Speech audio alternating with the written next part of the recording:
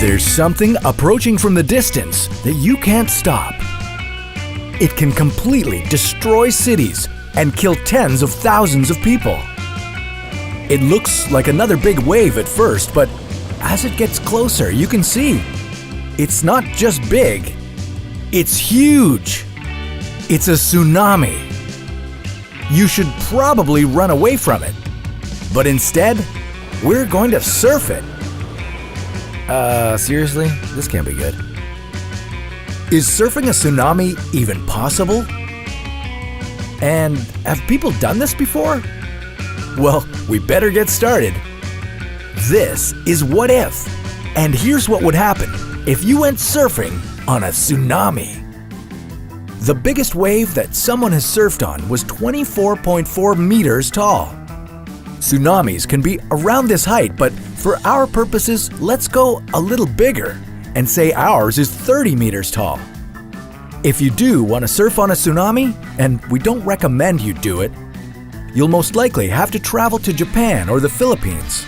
This is because they're located in the Ring of Fire, an area in the Pacific Ocean where tsunamis are most likely to occur. But hold up, how do tsunamis occur anyway? Tsunamis are different from the usual waves caused by wind and tides. Tsunamis form due to volcanic activity, but most often after an earthquake occurs in the ocean. If an earthquake happens in the sea that's 6.5 or higher on the Richter scale, you can expect a tsunami to come heading for land. This massive wave will start deep in the ocean and build its way up to the coastline, quickly gaining speed and power.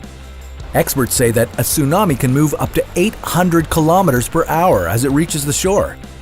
So be prepared, if you can, for a wave as fast as a passenger jet.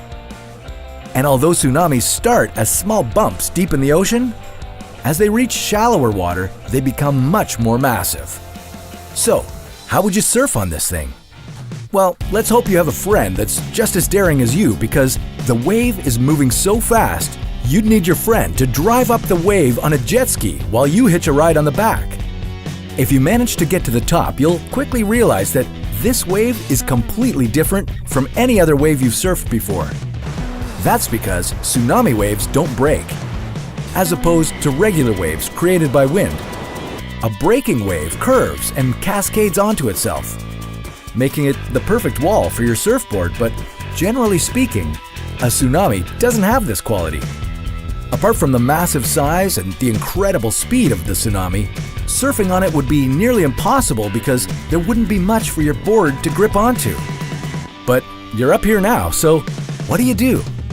Well, your best bet is to really hold on for dear life and hope for the best. Let's be real here, there's no way you're going to be able to surf on this monster. You'll quickly be hurled towards whatever coast the tsunami decides to bring you to. And you probably won't just land on the beach either. You could be several hundred meters or even kilometers inland. It could hurl you against the side of a bus or into a building. And after the tsunami brings you there, that won't be all that happens. After it tosses you inland, the waves will pull you right back out into the ocean. Now, it's not only you in the tsunami, other people, cars, and even entire parts of buildings will all be forced into the ocean, causing even more destruction as they slosh through the tsunami's path. You may think it's over now, but that isn't the case. A tsunami isn't just one massive wave, it's multiple waves. A tsunami can last for up to an hour, with waves up to 30 meters continually hitting the coast while destroying cities and killing people. So once you lose your surfboard, you'd be in the water with everything else being pushed back and forth from the coast and back out to the sea. You'd keep doing this until you eventually drown or die from getting hit by debris.